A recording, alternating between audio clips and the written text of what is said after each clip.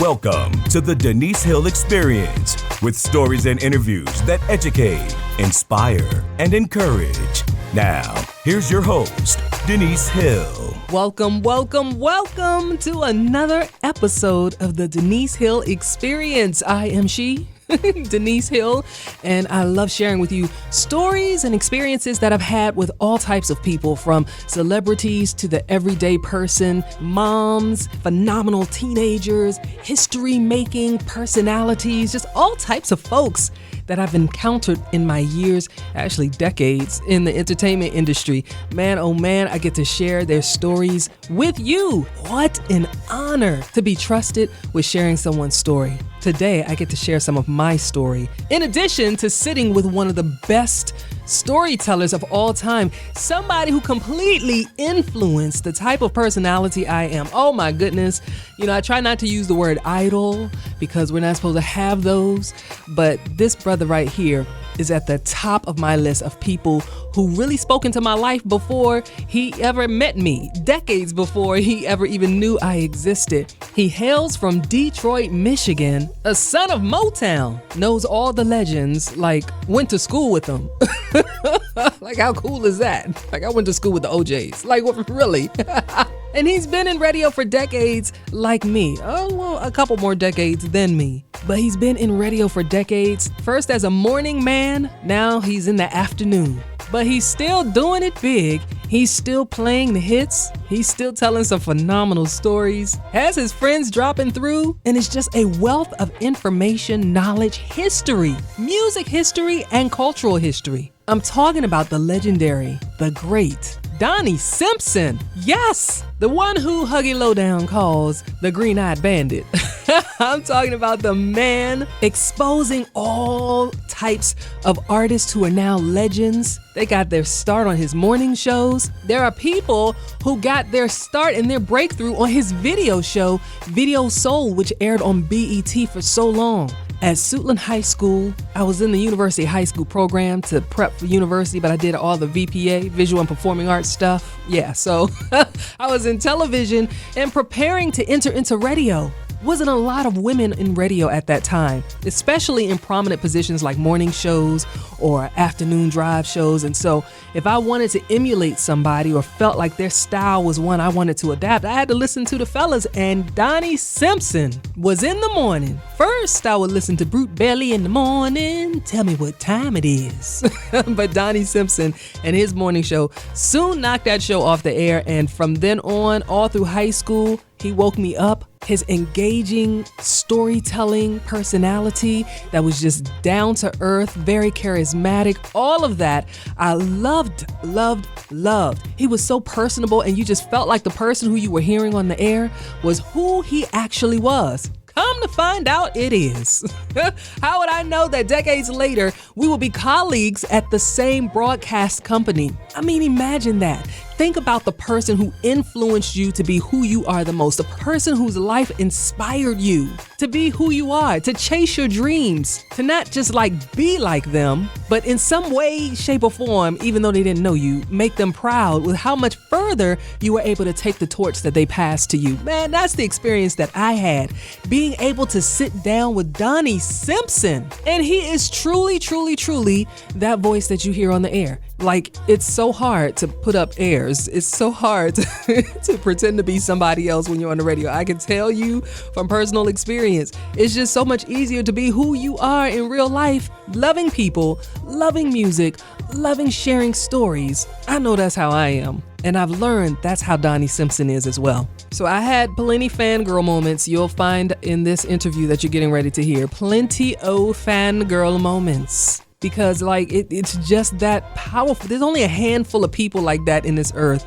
that just get me to the point where I'm like, wow, man, just to be in your presence. Do you understand who you are in my development? Do you understand who you are in my life, in my professional life? Man, do you understand? So yeah, there's some giddy fangirl moments in this interview, but there are some phenomenal stories as well. And I could really sit with Donnie Simpson for hours on end, and he would let you, he'll keep going story after story after story, which is why I cannot wait to get a hold of his autobiography. At the time of this interview, he was still writing it. It was supposed to be out at the beginning of that year, and they're still working on it because he's got just that many stories, just that many encounters, just that much impact and influence in the culture to share with us. Oh, I can't wait for it to be finished and be done. And he also gets to talk to us about a brand new reboot of Video Soul. Not really just a reboot, because he is taking over this time. Yes, he's not just a hired host. It's Donnie Simpson's Video Soul. Man, oh man, we get to talk about that. And I just get to sit in the presence of one of my greatest influences of all time. I hope you love this interview as much as I loved sitting down with him and doing it. And I told him we've got to get a part 2 when his book comes out, because I want to hear more and more stories. Like, I could just sit there and just watch him talk. Like, he has to catch himself sometime, because he'll just go off into his story. Go off, Donnie Simpson. Go on off into the story. Oh man, listen for yourself. My experience with the great, legendary Donnie Simpson. Check it out.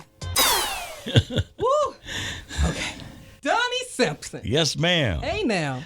How are you? I'm excited. Good. As you can tell. Yeah. I talk to you. I mean, really. I mean, I work with you, but this is exciting to me. Well, thank you. I'm excited to talk to you too. Listen, my entire desire to be the way that I am as a personality stemmed from listening to you. Oh, really? Yeah. I knew I wanted to be in media. Yeah. So I loved Renee Poussaint. Uh-huh. Of course, we here in D.C., we know Renee Poussaint. Oh, yeah. And you were who I listened to on the radio. Well, first Brute Bailey, but then you kicked him out the door. So I didn't kick anybody out. I didn't kick him out the door. You know, I was just telling. It's funny. I was telling my trainer that just this morning, because because people always are saying that. That you ran Basin out of town. I'm like, man, how am I gonna run somebody out of town when I don't even know they're in town? Seriously, I've never been like that. I mean, I know and this may sound awful, but I don't listen to other stations, and I don't know my competition. I never do. I don't concern myself with that, because what you gonna do? Play defense? Right. I only know offense. Yeah. I'm like the Kansas City Chiefs, man. I'm gonna put up 40. If you can beat it, you got it. Seriously. So anyway, it's just funny that you say that. You ran. I've never run anybody out of town. It's room for everybody. Absolutely. Yeah. And you just being who you are, I knew I didn't want to be that kind of straight-laced news person. Yeah. Just wanted to have conversation with some great music in the background, and that was you. Yeah.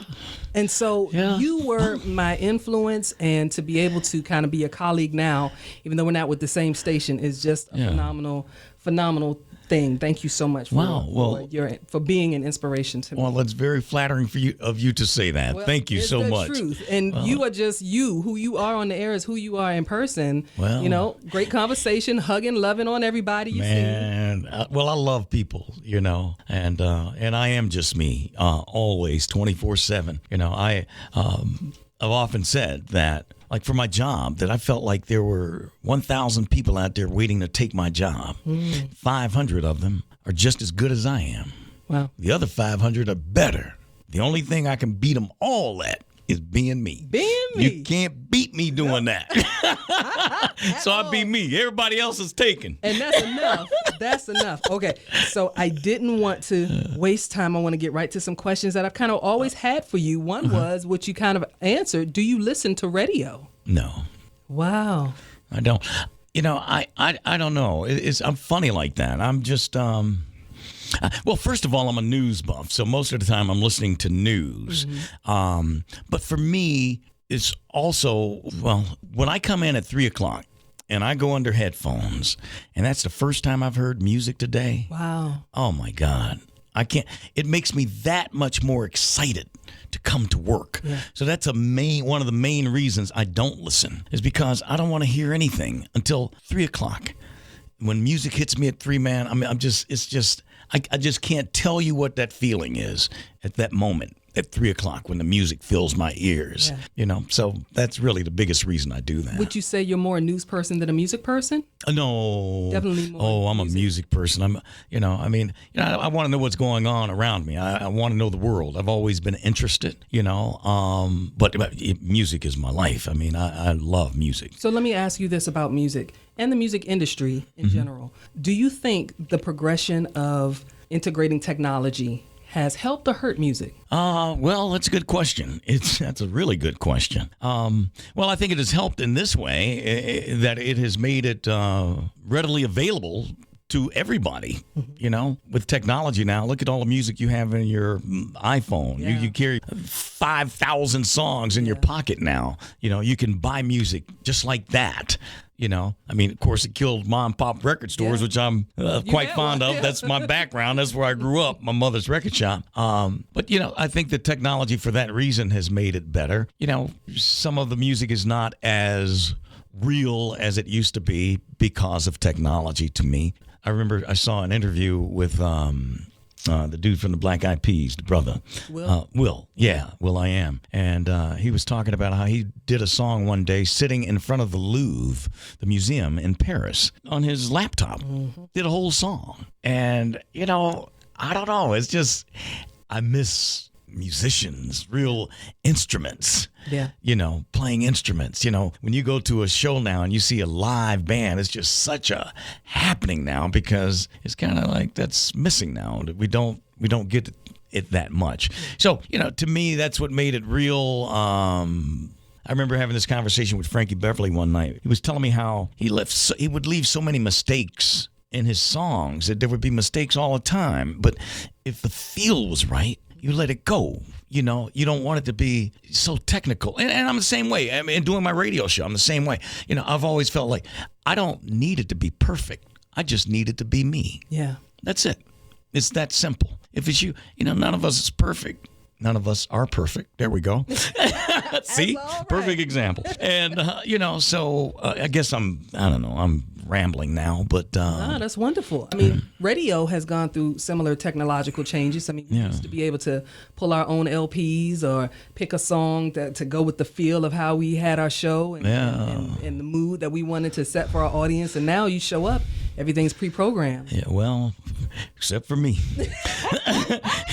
Sorry. I know we always say. I know, and that's sad to me. That is my biggest pet peeve with radio, and the thing that makes me sad. When people say, like you're the only one that can do that can come in and play what you want to play. It doesn't make me proud. It makes me sad.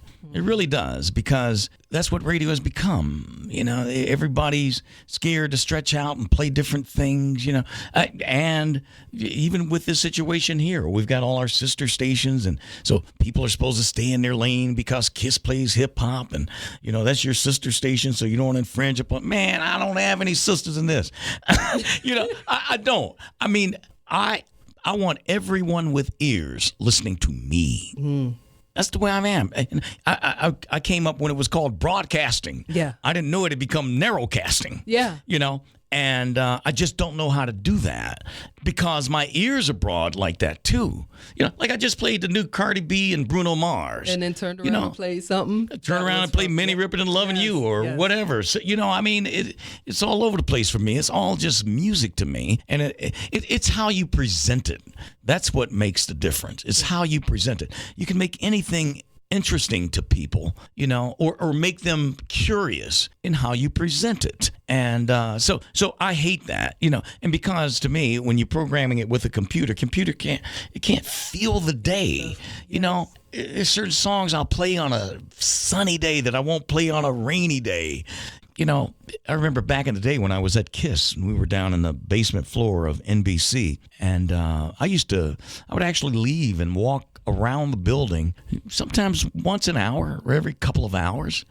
I needed to feel the day. Yeah. Just to breathe it in. What am I feeling today? I'm spiritual in that way too, that I feel like there's something that connects us, and that's what I'm trying to tap into. Just that's my prayer on the way in every day is, Lord, help connect me with this city in a way that only you can.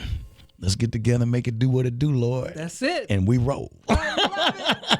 Oh, man, I love it. Yeah, man. I love it. Oh, I got my list of questions. I done went through 4 of them already. Didn't even know it. Oh, my goodness. When you talk about music, what do you think is, and I know this is going to be a hard question, so go with whatever hits the top of your head. Okay. What's the most significant event in music history? Oh, wow. Whoa. That's a heck of a question there. Don't think. Well, how can you not think about that? It's like the invention of the phonograph or sex. Maybe sex made music necessary. So I don't know how far you want me to go back. Okay, just give me one. Wow, a significant man. Well, I mean, I'm a Detroit boy, so I'm going to pick Motown. Okay. I'm going to pick the Motown era and the significance it had because it was more than just a musical impact. It had an impact on breaking down color barriers, bringing like in the Temptations movie where you saw them take them ropes down to divide the blacks from the whites from dance on the dance floor. Motown music had that kind of impact on the world. So it brought people together, and so it's bigger than just a musical event. It was a social change that happened. I don't want to say because of it, but it contributed to it. Absolutely. It really did. So I'm going to pick Motown. And I know that Smokey Robinson made a great comment after the Grammys, and everybody was kind of bashing Jennifer Lopez as being a part of the tribute for Motown. Mm-hmm. What did Smoke say? They were saying that why there's so many black No, I heard people saying that, but what is you say Smoke? Oh yes, what is Smoke? Was like, listen, Smoke that's what we were there for. What are you talking about? Right. You're crazy. Because I love Smoke. That's why we did what we did, so that people can love what we do. I love it. From I love it. I love it. Of life. That's exactly what he said. I love that man. He's one of my dearest friends. I cleaned up how he said it. He was. Yeah. Okay. He was real with it. Oh, but Smokey's real. But I love that. I just because obviously he's right. And I heard all of that talk about, didn't like what Jennifer did with it and all that, but it's for everybody. It was just a different flavor for it that night, She has a right to take that and do what she wants to do with it too. Yeah. I liked what she did. I didn't have a problem with it. So I've heard you say that you've often felt like a talking head, just kind of being the face and the voice for other platforms and outlets and radio stations, but now you're about to own your own. Oh, right. Yeah. When you said talking head, that kind of threw me off. But yeah, I always felt like I was a hired smile, if you will. That I never owned my own thing. Mm-hmm. You know what I mean? And I've done well. There's no question about that. It's been a great career. The radio stations and BT have been kind to me through all these years. Yeah. But it's just nothing like owning your own. Yeah. And I've always thought that was important. I can remember having conversations about that in terms of radio with the guys that I worked with. I had to be 18, 19 years old then. And we were talking about that and just about how important it was that we have black ownership. So, look, I'm drifting off into something else. I love it when you drift. Drift on. Kathy Hughes, who I admire so much, when she bought WKYS, and it was right after I had left, day one, the day it became official and she took over that radio station, I went over there, and when I walked in, they looked at me like I was a ghost because I was in the competition. It's like, what are you doing here? And I'd come to see Kathy with a bottle of Dom Perignon. And I'd written on it something about just how proud I was of her, that this wasn't about competition. This is so much bigger than that. Yeah. This is about us as a people advancing. And she represented that to me, that dream of ownership. And so that was so much bigger. I couldn't care less about the competition. Yeah. And this was a sister buying her own radio station, a major radio station in a major city. That was huge to me, and I was so proud. And so it was very cool. I had her on my radio show a few months ago, and so now this is some 25 years later, I guess.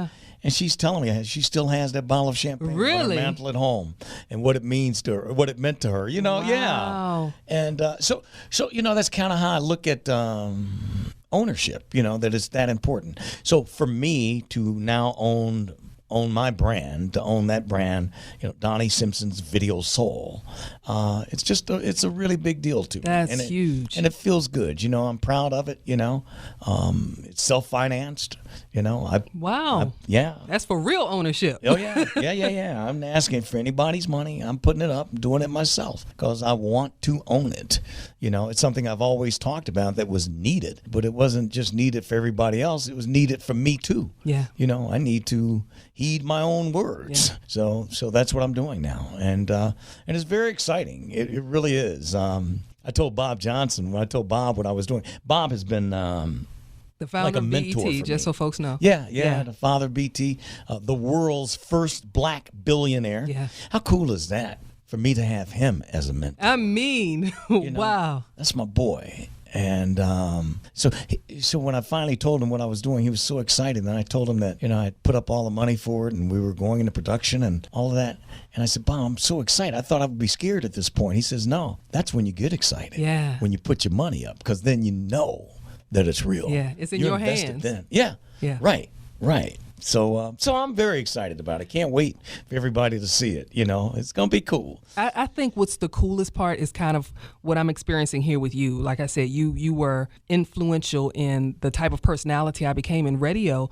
And to be able to finally sit and call you colleague is like, wow. And now you'll have people on the show who were younger when they watched the first Video Soul and saw who their idol was or the singer who was, and now they get to sit with you at the source of that thing that sparked that dream in them. Like, that's so cool. That is very cool. And we'll have, some of the old artists, I shouldn't say old, but artists that were on there before the first iteration of Video Soul, and some of the new artists that were never on there, that are brand new. But, it's fascinating that even the young ones know about it. Yeah. I've talked to artists who are 15, 16 years old that know my whole history and know Video Soul, and we were off the air. We went off the air 22, 23 years ago, whatever it is, but they know it. And that's because every decade kind of had their thing. There was American Bandstand, there was Star Search, there was Video Soul. It was like in line with those. Yeah.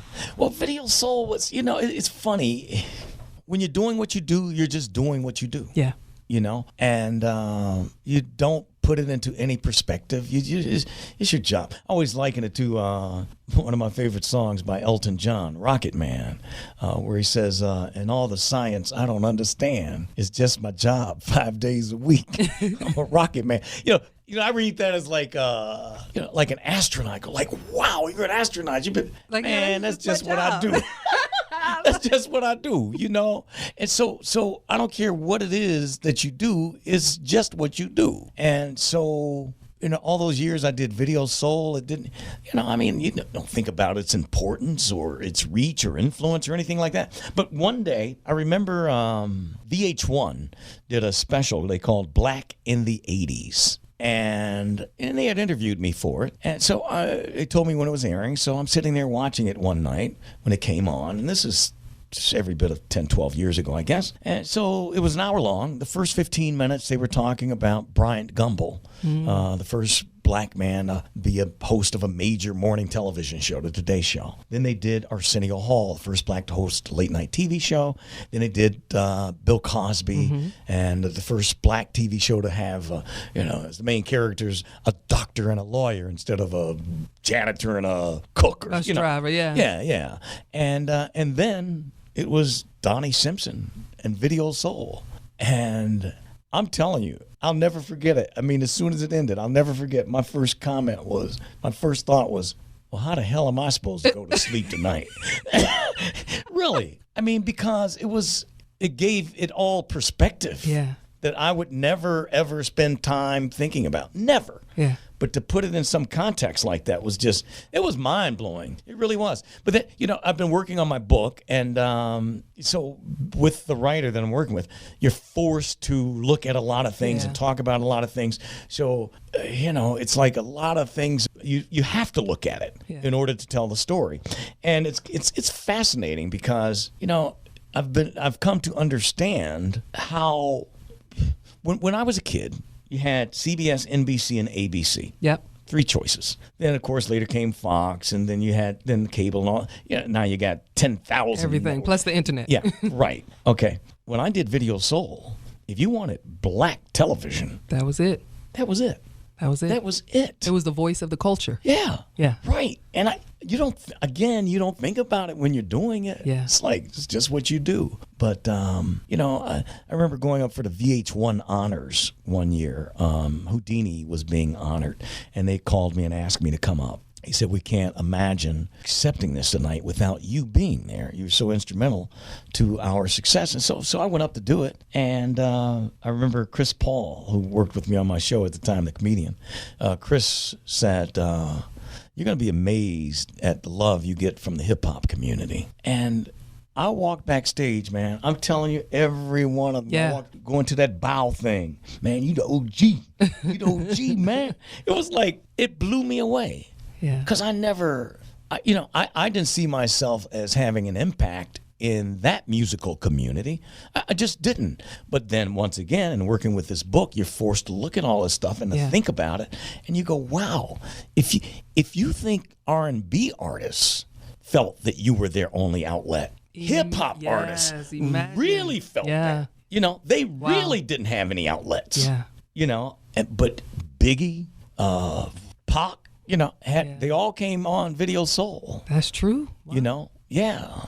And so it's like it's all has been an awakening to me, and it's just it's weird, but it's good. I thank God for it. I guess that's the blessing, is that that the work you did had value to people.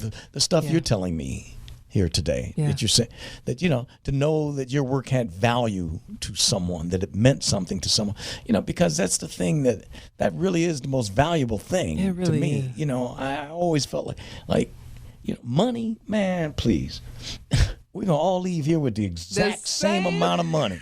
Yes. The money in the end, and the older you get, the more you understand that money, it ain't about that, but that influence, how you influence others, how you make others better, or the young people around you, if you inspire people, that kind of thing, that's what makes you rich. And it's a huge responsibility and can be a very heavy weight. So thinking of Donnie Simpson's Video Soul to come as a voice for our community. Of course, now you mentioned there's so many outlets that are kind of being the lens for who we are to other cultures and for around the world. Mm-hmm. But just the lens of Donnie Simpson's Video Soul, how do you want people to see music or our community, our culture, What is it that you want people to see through that lens? Well, I want them to see what it is that we have to offer. It's for me, a big part of it, in all honesty, is R&B. That I've been concerned about it. You hear a lot of people talk about that, about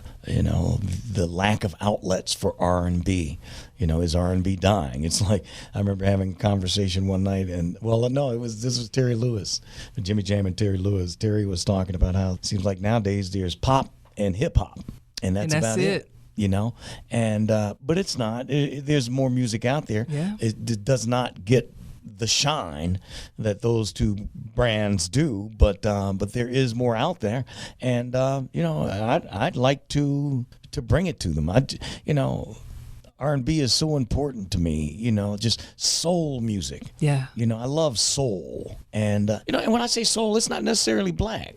Soul is... True. Yeah. You can't tell me Eric Clapton's guitar ain't got soul. Right.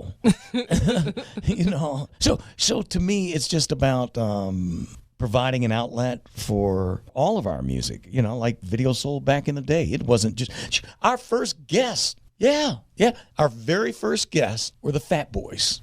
Wow. Yeah. So that was something different at that time. That was, just starting to hear a human beatbox for the first time and all. Yep. That's different stuff. So I want to continue that it should be, we can honor things that have happened, but we should also be honoring things that are about to happen. Yes. Letting people see it all, man. All the flavors that represent our community, because we come in a lot of flavors. Yes, we do. I'm excited for Donnie Simpson's Video Soul, and I'm so excited for your book. I'm so looking forward to both of these. Well, thank you. And well, me too.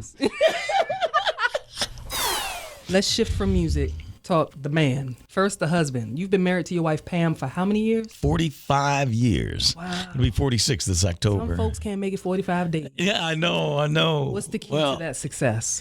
Um, In this industry, no less. Yeah. This entertainment industry is not easy to maintain a relationship. Yeah, well, that's true generally speaking, but I think it has a lot to do with just the makeup of the people involved. I always think about Paul Newman, and I mean Hollywood. Look at Hollywood, how they seem like they're in marital cheers. When the music stops, you just switch partners. It seems to me, but. There was Paul Newman and his wife of 60, 70 years, whatever it was, so there are always exceptions to that. But, for me and Pam, I think it's just like most people here talk about friendship and stuff. And, she's my friend. We've been friends for a long time. And I'll tell you this, the friendship is stronger now than it ever was. Wonderful. It really is. I love that woman more than I ever have. It gets better with time because, things happen that you share in a lifetime like that. I mean, what would I change? Who could come between this? Yay. I mean, I could do 20 years with you. You still ain't halfway to what we have. Yeah. I mean, really. And the greatest thing in life to me, this is the coolest thing that I've experienced so far, is to see my high school sweetheart now in the role of grandmother. Yeah. To see that much of someone's life is really cool to me. That's a blessing. Yeah. It is, man. And, I've always wanted that, from when my kids were little, I was thinking about grandparenthood, that I always wanted that. I always wanted grandkids and always wanted them to come and visit grandma and grandpa. Well, they call me Grandy. They call her grandma. They call me Grandy. And that has happened. I didn't want them to go visit her one day and me some other time, to come visit us. And so, I mean, you have trials and tribulations. I guess. Why are those always together? Can you just have tribulations? Or just try. One of the two. Right. Do I have to have them both? So, yeah, but there are moments, but you fight through them. I always looked at it like a tennis match, that you can lose a point doesn't mean you lose the game. You can lose a game and not lose the set. You can lose a set and not lose the match. Wow. You got to keep plugging in there. You got to keep plugging away. You got to stay at it, But to say that makes it sound like it's like so much effort, and it's not. Not to me. It's not effort. It's just, I wouldn't have it any other way. Now, she says she would have it another way. She says she wasn't married so young, because we got married at 19 years old. That is young. Yeah, we had our first child 1 year and 2 days later at 20. Wow. And but I wouldn't do it any other way. She said she would have. That broke my heart. Interview her separately. Well, don't play it for me. I don't want to know why. Just two more questions. One, knowing everything that you know about the industry, the entertainment industry, from radio to television to film, and everything in between, if one of your grandchildren came to you and said, Grandy, I want to do this, what would you tell them? Let's go. Yeah. I'm excited.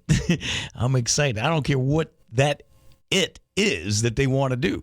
Whatever it is, I'm 100% down with it. If you want to do radio, you want to do TV. If you want, I hate to steal from Dr. King, but if you want to be a street sweeper, I'm cool with that too. Just be the best street sweeper there ever was.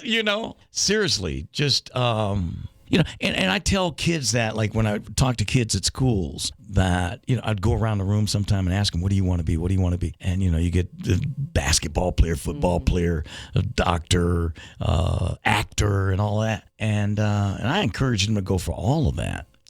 My thing is this: there will be the next Denzel Washington. Yeah, may as well be you. Why not? I love people with big eyes that can see big, man, that dream big. And nothing wrong with that. And you should encourage them to be that. And then, a lot of times the pressure from the parents is like, well, that's pie in the sky kind of stuff, it's a tough business. And well, it's tough because it's worth having, and that I would tell them that you got to remember this. It's so important that ultimately all your parent wants is for you to be happy. Yeah. That's it. That's the bottom line. That's what it comes down to.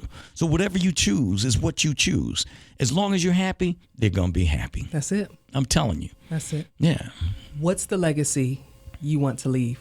Well, I don't know. Legacy is such a strong word to me, but me, Donnie Simpson, what do you want them to think of? Well, my whole life I've lived for this, that the day I die, and it really is just as simple for me, that the day I die, I just hope that somebody says, he was a nice man. That's it. Well, I can say that now. Wow. Well, man. I didn't die yet, so I got time to ruin that. I love you, Donnie Simpson. Man, I love you too, Denise. Thank you so much for having me on. This has been great. God bless you. Man. You see what I mean? Oh, talking to Donnie Simpson is like the best in the world. You just never know what you're going to just kind of stumble into, what story he'll just kind of just start flowing and talking about, what name you'll mention and he'll say, yeah, I remember when, or what song he'll mention and it's like, you know what, I listened to that when, and just go right off into storyland. You just never know. Oh, man. I love talking to Donnie Simpson. I love Donnie Simpson, period. That's why, sorry, after the mic cut off and I stopped recording, I kept talking to him.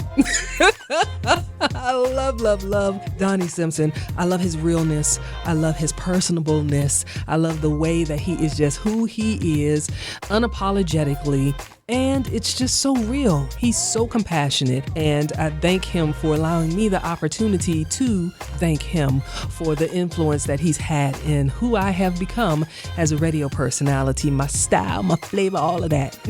My ability to tell a good story. Thank you, Donnie Simpson. Oh my goodness, and I can't wait to say thank you for the autobiography, the memoir. I can't wait to say thank you for the new Donnie Simpson's video soul. All of that is coming out, and I'll bring you another experience with Donnie Simpson because I plan on having a lot. Man, oh man, I love him. I got to get an experience with his wife too. I got to make sure that you're able to hear some wisdom from her because you cannot be around a storyteller like him for almost 50 years and not be a storyteller yourself. And when you meet her, she is so sweet and funny. Oh my goodness. I want to talk to her about being a mom, a grandmom, a wife, what she's learned throughout these decades of being a wife in the industry. Because I know a lot of couples in this industry that did not make it. And they blame the industry for it. So it's got to be something special, some skill, some tool that she can pass on to other women to be successful in this industry as wives. And those of us who are working in the industry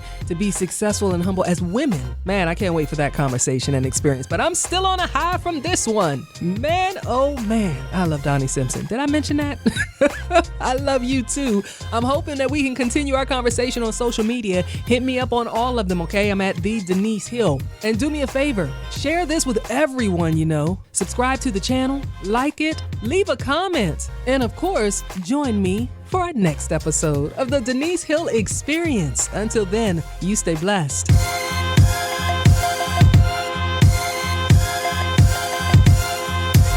Thank you for joining the Denise Hill Experience. For more, connect with Denise at denisehill.com and on all social media at The Denise Hill. See you next time for more great stories and interviews inside the Denise Hill Experience.